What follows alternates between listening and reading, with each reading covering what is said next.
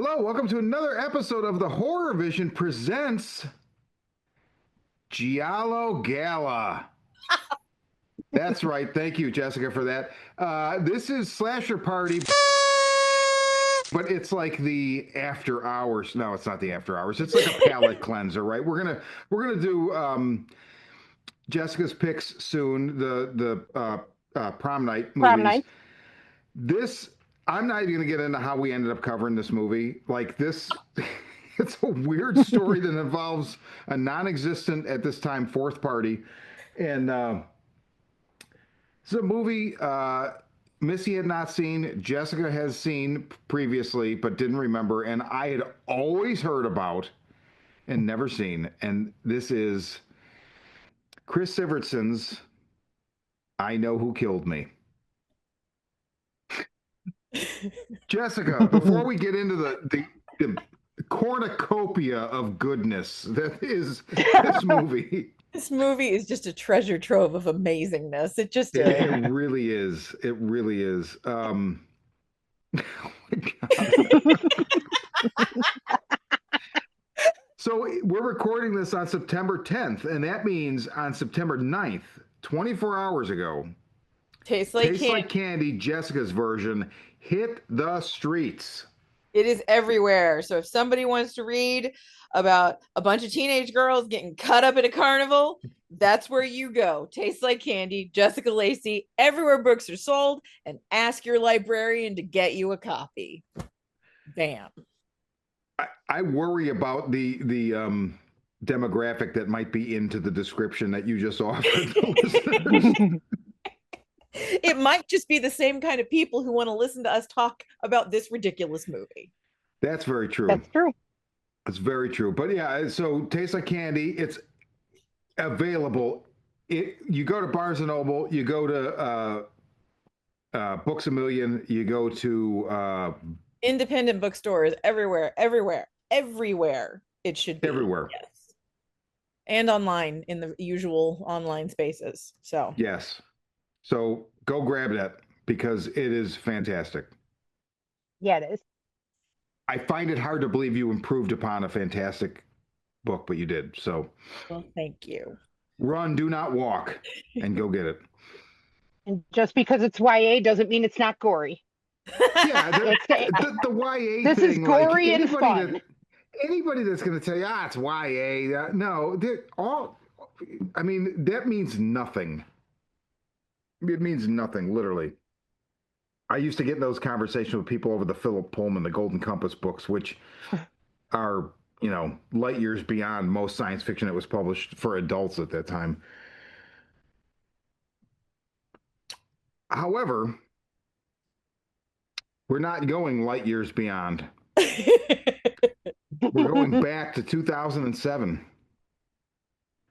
So Chris Sivertson, 2001, him and Lucky McKee, who is most famous for the movie May, which is one of my most favorite movies of all time, they make a short film called All Cheerleaders Must Die.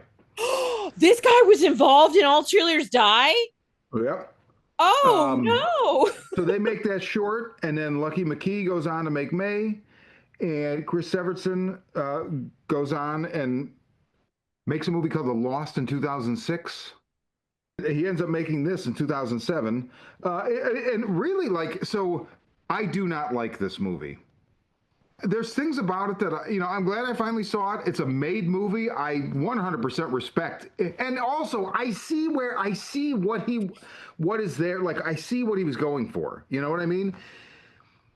Am I wrong? Do you guys see what I feel like if you can somehow use your vision to parse out all of the Lindsay Lohan-ness and like the weird, I get it. Like, I know why he made the movie. I absolutely see it. We were talking about this before whenever we said, whenever we're talking about Giallo, like, is there any way we could make this a slasher? Because we usually do slasher party, but we got Giallo. And Missy was like, is this a Giallo? And you and I said it wants to be. Like, that's what it's he's trying to be something. It's not hitting any of the marks at all. I mean, it's so funny because, how many years later, James Wan makes Malignant. polarizing film. *Malignant's* ridiculous. Like the first 20 minutes of it, I was like, what am I watching? And then like there was a moment where I just understood it and I got it and I loved it, right? And it does the same thing. It's like I'm going to display all of the tropes, whether they work or not, and I'll be a giallo, and because giallos are all crazy, it works.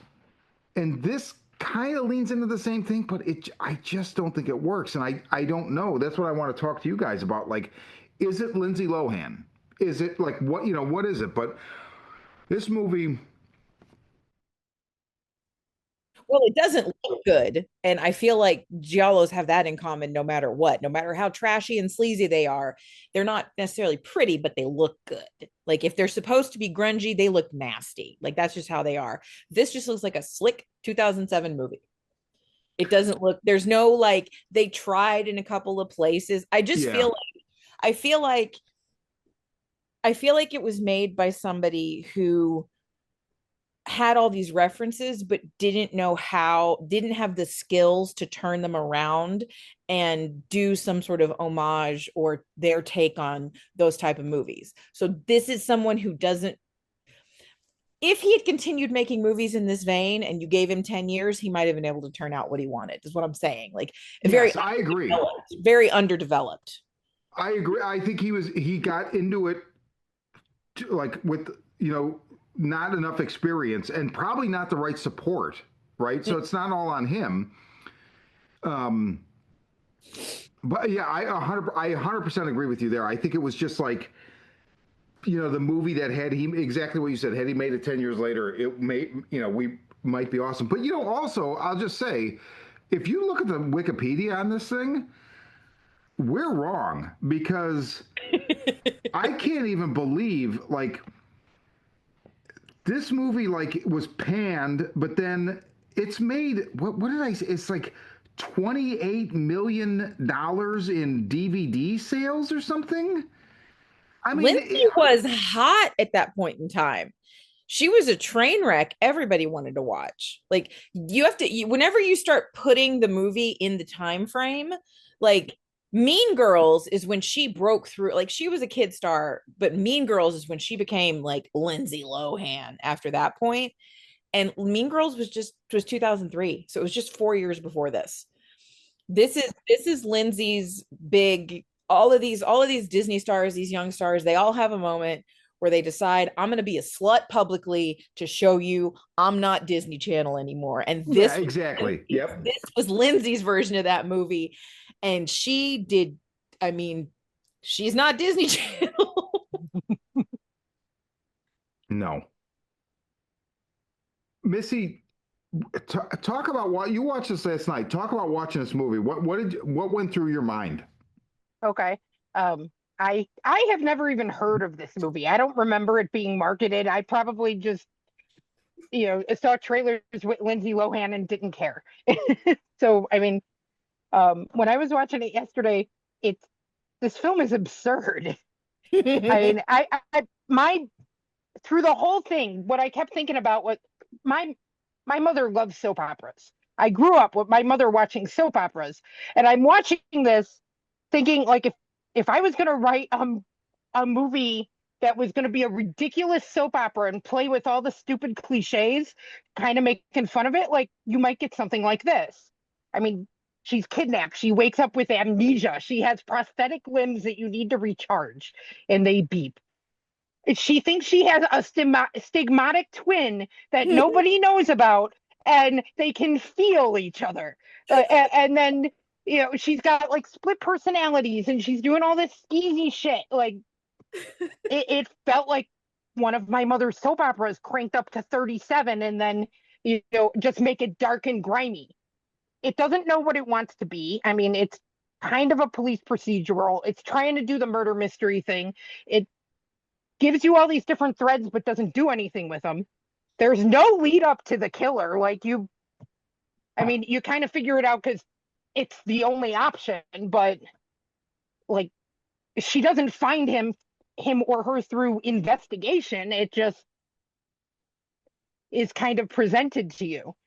I don't know. The movie makes zero sense. It has some cool imagery in it. It had a couple of cringy kind of gore scenes, and I mean, it's enough of a train wreck that it held my attention. Like I wanted to see how bad it was going to get, and it just kept topping itself. It's like, oh, she forgot to charge her prosthetic leg. Oh, wait, now she thinks she has a secret twin. Like it's, but it was entertaining. Like I don't mind that. Like we're having a good discussion about it, so it's fine. Yeah, It was fun enough. that's what kept I me wouldn't going watch it too. again. No, absolutely not. So I got to ask you then, because you brought this up, and I just I don't understand. So okay, and I got to a certain point in the movie, and I got a phone call, and I paused it and took the phone call, and then just didn't come back until like 8 hours later, and backed it up a little bit, watched it like the last 20 minutes. There is a point in this movie where she's okay, so she's kidnapped by somebody who's already killed two girls in town, and he cuts off her leg and he cuts off her arm below the elbow, and then she wakes up somebody finds her on the side of the road, and she goes to the hospital, and the parents show up, the character's name is Aubrey, and she's like, I'm not Aubrey, I'm Dakota Moss. And we go through a large part of the movie with this, and then at some point, and as a viewer, you're like, I don't know. The cops, the procedural part of it, they're like, I don't know. She's written a story that she's constantly reading in this class where the character's name is Dakota Moss. But then, so you're thinking like it's a fugue state, and she's like develop. I think one of the cops even say like they develop this personality so they can deal with what they can't, whatever. But then there's a moment where she confronts Neil McDonough, who plays her father, and she's like, your wife's baby died after birth, and you paid the crackhead down the hall for one of her twin babies. And he relents and admits to it eventually. So I'm like, okay, so she is Dakota, and this is a stigma. And then the whole idea is like, the killer still has their daughter Aubrey, and he's sawing pieces off of her, and every time he cuts a piece off, a finger falls off of Dakota in the strip club or whatever it is. But is that what actually, like, I don't understand the ending. That's where I want to know, but then at some point in the car, when they go to the killer's house, she says something like, calm down, Aubrey. I'm like, wait, now she's calling herself Aubrey. What the fuck? And then, like, it's like all of that just goes out the window, and she's Aubrey again. And I'm like, so is this like a case where, is this him trying to do the David Lynch thing and it's just not working? Or did I miss, like, do either of you understand if this is actually twins or one person? Well, I read that this is not the ending that the director wanted. Okay. The original ending, I was reading stuff on IMDb earlier, like the trivia and stuff, and I guess the director originally had it that neither girl was real. It was a story that a college girl was writing, and all of this was figments of her story. And the test audience hated it because that's and stupid. So we got this. Dallas much? Wow. So, oh wow. I'm so happy he didn't go with that ending, because like that would have really no. The ending is ridiculous. She finds herself in a pit, and the Lindsay that's in the pit doesn't know that the other Lindsay exists. If I've been buried in a pit for however long she's been in there, and then somebody digs me out and it's me, and I'm also missing limbs just like I am in the hole, I'm gonna freak out. I'm not just gonna stare. They just stare at one another, and it cuts back and forth several times. Yeah. too many times. It very odd, very, very odd ending. I just took it as like this is him trying to do like a David Lynch thing, but like it's not coming from the right place, you know, like and even like I mean I'm an enormous David Lynch fan. 2007 is also the year Inland Empire came out. I will recommend Inland Empire to nobody except the most diehard Lynch fans who've probably already seen it, but I have a hard time with that movie. And I don't think it's bad. I just it's just I don't know. But I feel like this is I think with David Lynch sometimes he knows where he's going. It all makes sense to him. I don't think this made sense. I think this was like trying to cobble together and so but then so also so one of you was saying before we recorded, and I didn't know this, but so I guess this is about the time when Lindsay Lohan goes from being like a star because of Mean Girls Mhm. to a drug addled Yeah, whatever. the downward trajectory is happening around this time, and because she made Mean Girls, and then she made a couple of other smaller movies. She was on like Tina Fey is on her side. She has a whole bunch of people, Jamie Lee Curtis. She worked with, you know, all of these famous people that were trying to save her, and she just kind of went off a cliff. So she had a pretty, this was all like she was publicly a mess when making this movie. And I kind of did a little search and I went back and I found gossip pages from the time period, Oh wow. like pictures of her on the set acting a fool, pictures, you know, the promo stuff that they did, people seeing this and going, this is going to be a ridiculous, like people knew this was going to be a mess before it ever came out. It was a meme movie. That's why it did well on DVD. It was a meme. Was it really? Yeah. It was Lindsay Lohan. You watched the movie. It's ridiculous.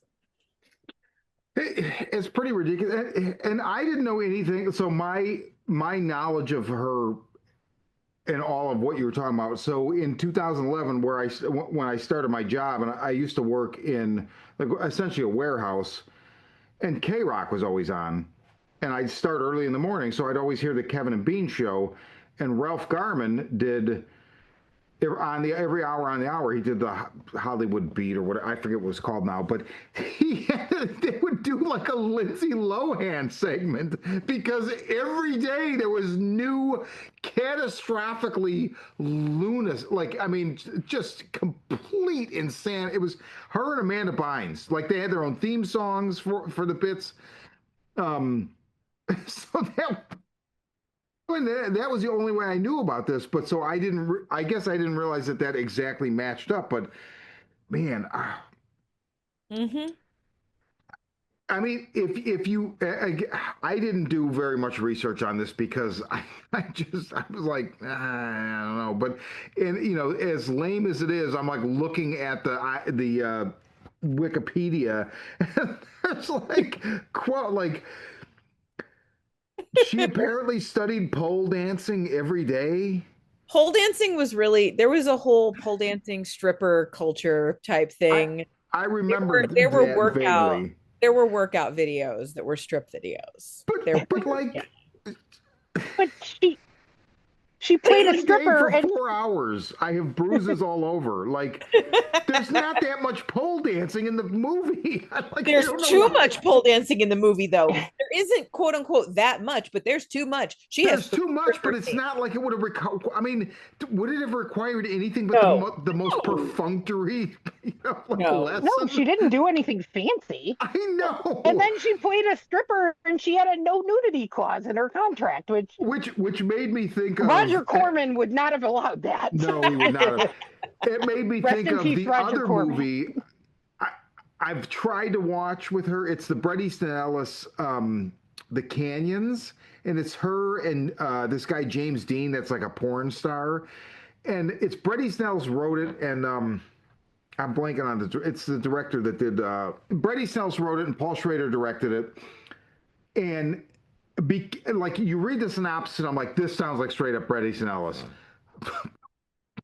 Like it was at the height of this as well, her meltdown or whatever, because I think that lasted a couple years, and I remember hearing stories about how she also had a no nudity, and I'm like, I like, it's fine, I don't care, but I don't know, just like if you're doing a movie and it requires you to be a stripper and you have a no nudity clause, That's ridiculous.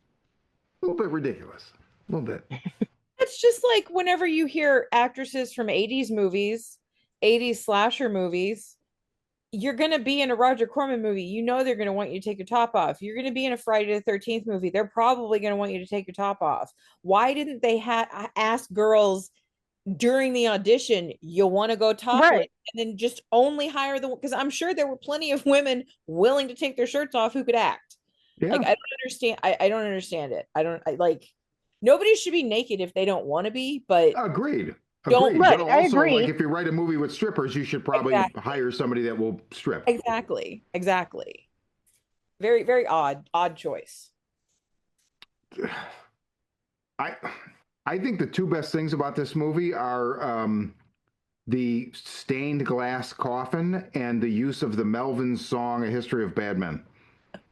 That's it. Nothing else. I like the naked cat. I like the naked cat. I like that she says, I know who killed me out loud. Oh If God, that moment. You know what if that's that like? That's like terrible, when the band. It's like when Metallica says Metallica in one of their songs. It's like we know who you are. Like, don't put the name of your band first as of your all, song. first of Don't all, just I don't do do that. that. I do that every book I write. Taste Like Candy is the words taste like candy are not only in Taste Like Candy, they're in Mallrats too. I love it. I don't care. And I would have been mad if this movie did not do that because that title deserves a ridiculous reference. However, But the but the thing is, scene where she does no, it it's doesn't even make terrible. any It's it terrible. it doesn't It's make any terrible. sense. In fact, so because I came back to it hours later, I subjected Kirsten to the last 15 or 20 minutes of it, and her Oh, mother poor wandered in the Kirsten. room right at that scene, and when she delivered that line, she goes, "Did she just say she knows who killed her?" I'm just as confused as you are.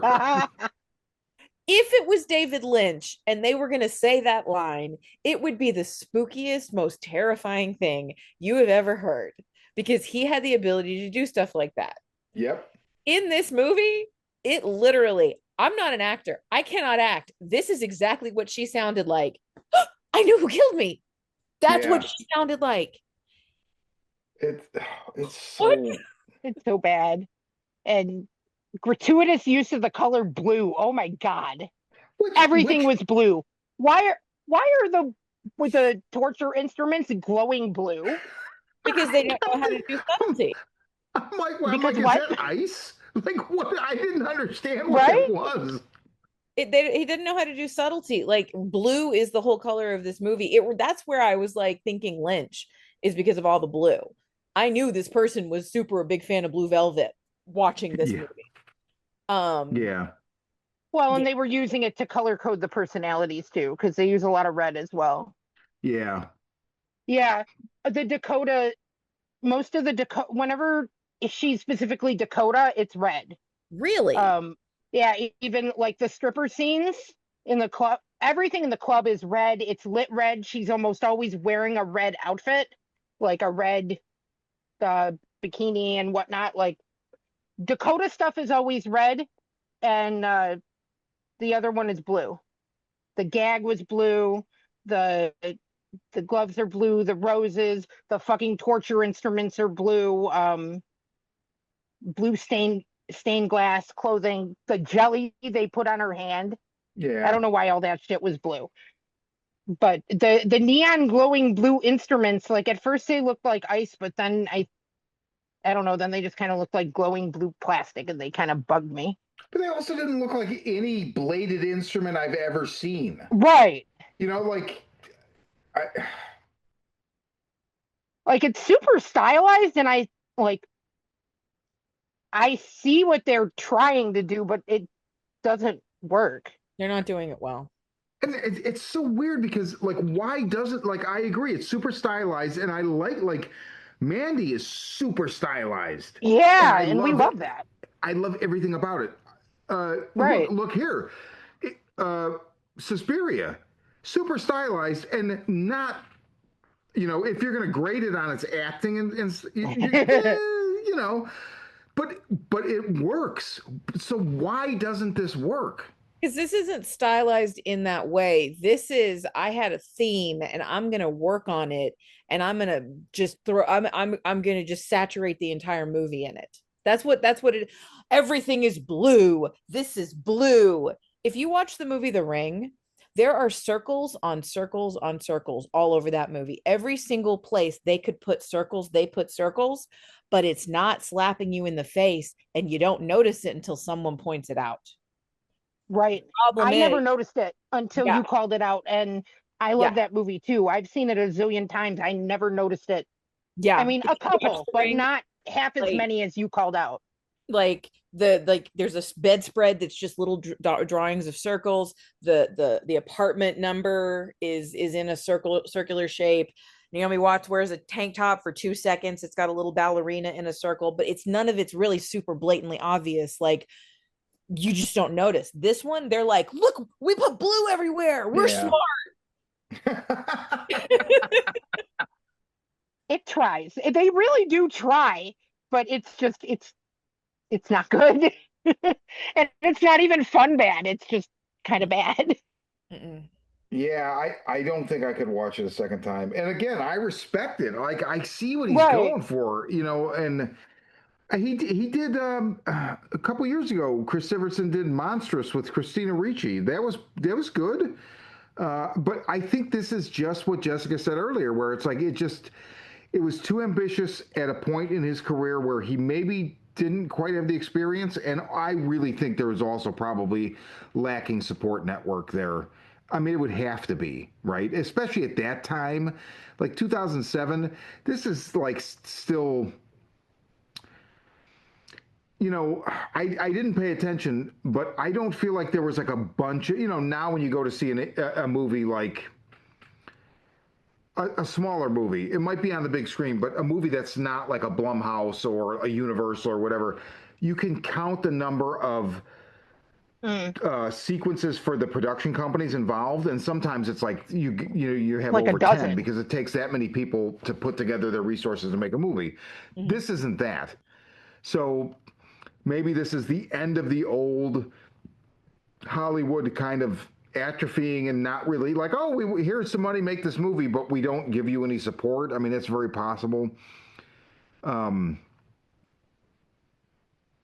yeah, it's a shame because you could see there's something there. I think that he probably I mean, again, just looking at the Wikipedia, there's quotes from both Sivertson and Lindsay Lohan, like basically applauding each other. Like she's like, he's a genius, and he's like, she was great or whatever. But I mean, was that how it was at the time? I don't know. It seems like maybe her baggage might have gotten in the way. And one thing that'll really mess up a movie is if you're filming it and you got to stop and then start over again after certain amount of time. Like you lose momentum in life, you lose momentum, and it can kill what you're doing. So this seems like maybe that had something to do with it because it's just there's like a lack of cohesion and Neil McDonough is great. Julia Ormond, who plays her mom, is great. I mean, I don't know enough about Lindsay Lohan. I don't know if I've even ever seen her in anything else, so I can't comment on whether or not I think she's good. Yeah, this She is the only thing I've ever watched with her in it. she is very good at doing certain things. She's very good at doing light comedies, um, rom-coms. She's good in Mean. She's great in Mean Girls. Oh, Uh, I have seen that. That is a good yeah, movie. Yeah.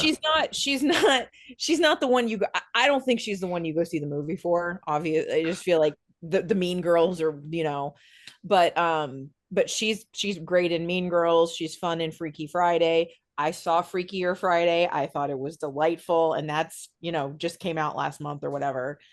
Um, I don't in those kind of roles, she can do very well.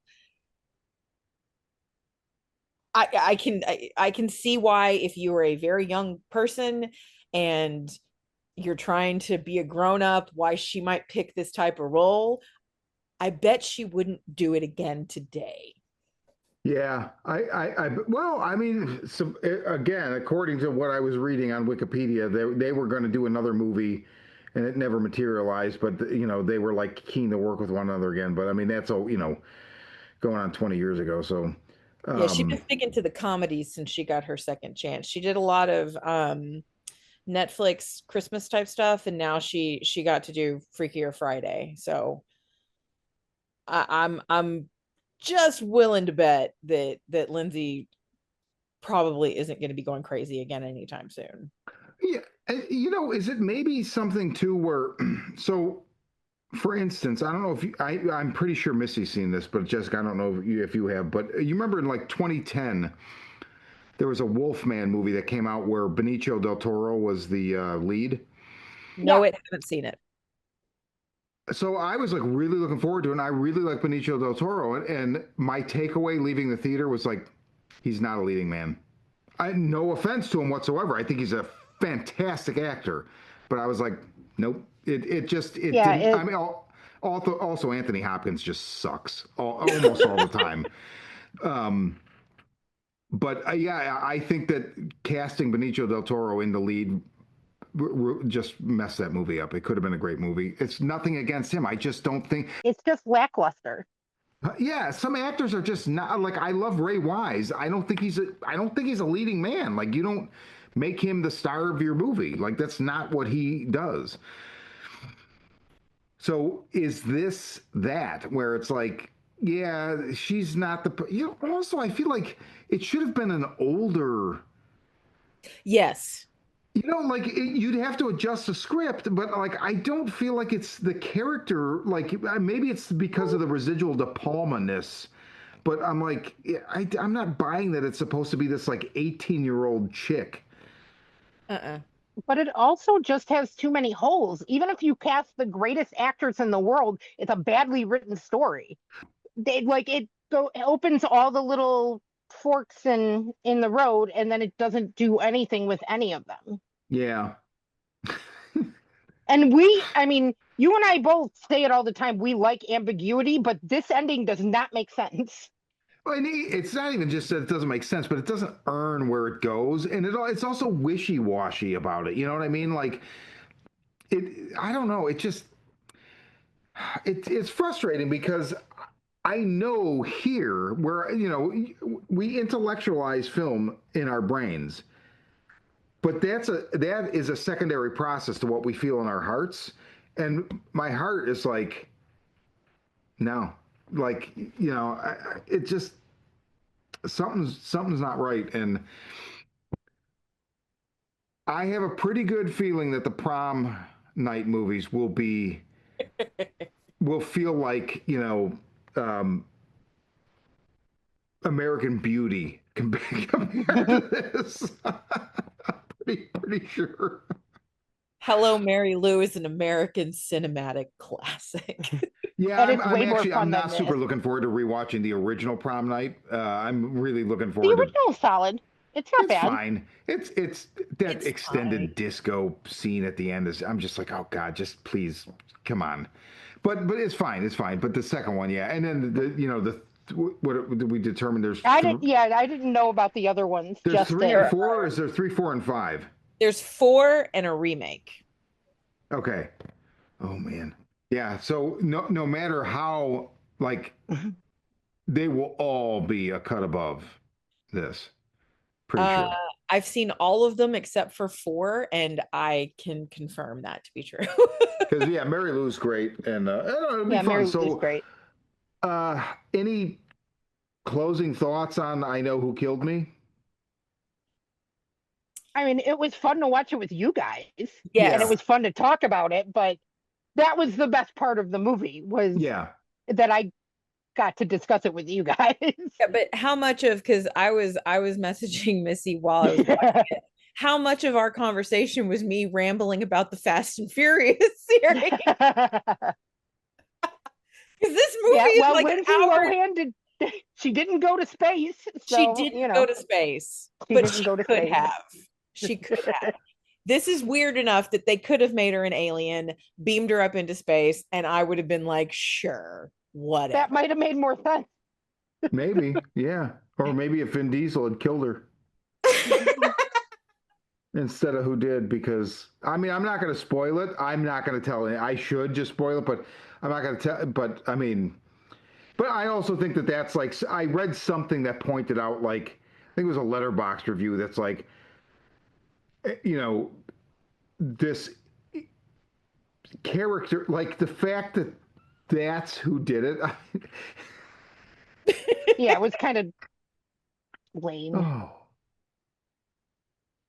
It's still not quite as annoying of a stretch as the first season of True Detective Killer. That still pisses me off more.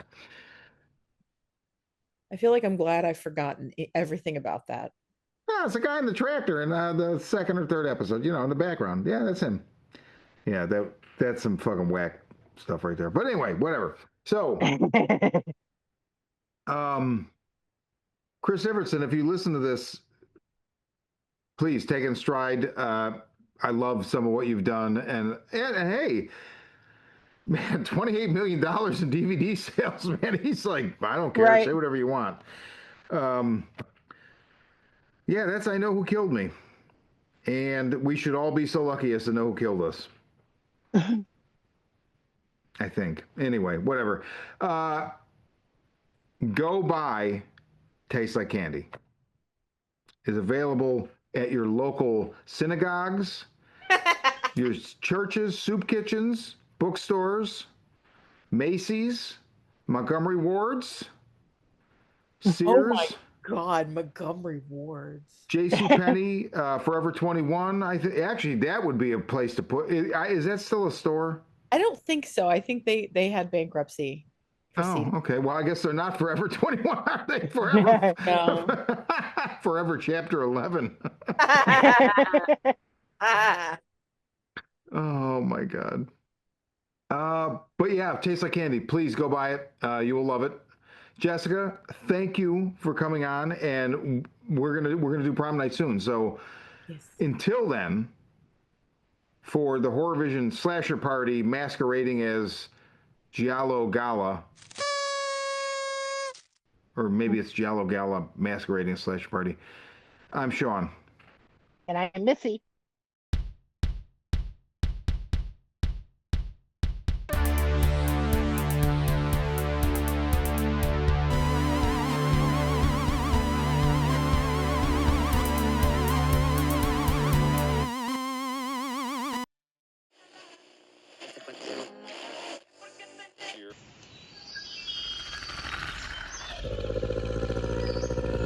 Hapless teenagers beset by demons in the woods.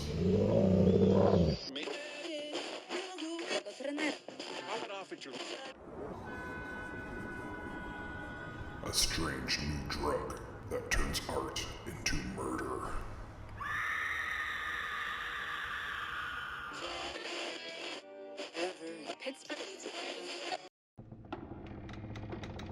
A can't beat a deal on a new house with a horrifying past.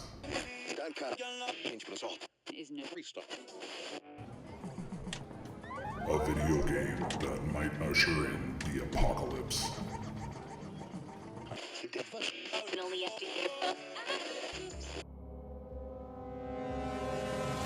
From the demented mind of Sean C. Baker, author of A Collection of Desires, Shadow Play, and Murder Virus, comes Volume 4, collecting Baker's no sleep work along with several never-before-published short stories. This 99-cent volume also includes the opening chapter of the author's forthcoming teenage Giallo novel, Black Gloves and Broken Hearts, due out later this year.